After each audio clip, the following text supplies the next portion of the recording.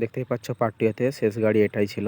তো গাড়ির সাথে সাথে অনেক রাত হয়ে গেল, খিদেও পেয়েছিল, তাই ভাবলাম একটু বিরিয়ানি খেয়ে নিই। দেখতে পাচ্ছ আমরা বিরিয়ানি খেতে বসেছি। আর এই ছেলেটা আবার বিরিয়ানির ভক্ত না, এই আবার রুটি আর চানা। এই যে আমাদের মালিক বাবু, এই যে একটা মালিক দেখতে পাচ্ছ। তো ফাইনালি খাওয়া শুরু করে দিয়েছি আমরা। বিরিয়ানিটা খেতে অসাধারণ ছিল, আর বিরিয়ানির দামটাও খুবই কম ছিল। খেতে খেতে ভাবলাম একটু ভিডিও করে নিই। তো খাওয়া শেষে কাজে আবার যাব। এইখানে আমাদের ডেকোরেশনের কাজটা হবে, ওইখানটাতে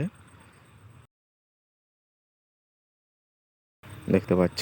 এইখানে আমাদের সাজানোর ওখানে হয়ে যাওয়ার পরে আবার অন্য জায়গায় একটা কাজ ছিল, আমাদের দোকানের পাশে একটা কাজ ছিল। এখানে আবার যাচ্ছিলাম রাস্তাতে হেঁটে হেঁটে সব কিছু মালপত্র গুছিয়ে নিয়ে। এই যে এইখানটিতে কাজটি হবে, তো ভিডিওটি ছুটিয়ে দিয়েছিলাম আমি। দেখতে পাচ্ছ ঘড়ির কাঁটায় এখন কটা বাজে। রাত্রে এতটাই প্রেসার ছিল যে ঘুমানোর আর সুযোগই পেলাম না। দেখতেই পাচ্ছ কাজ করতে করতে কখন যে সকাল হয়ে গেল বুঝতেও পারলাম না।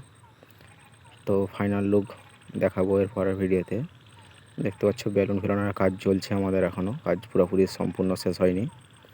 তো এখানে কাজটা সারতে আমাদের প্রায় সকাল 6টা বেজে গেল।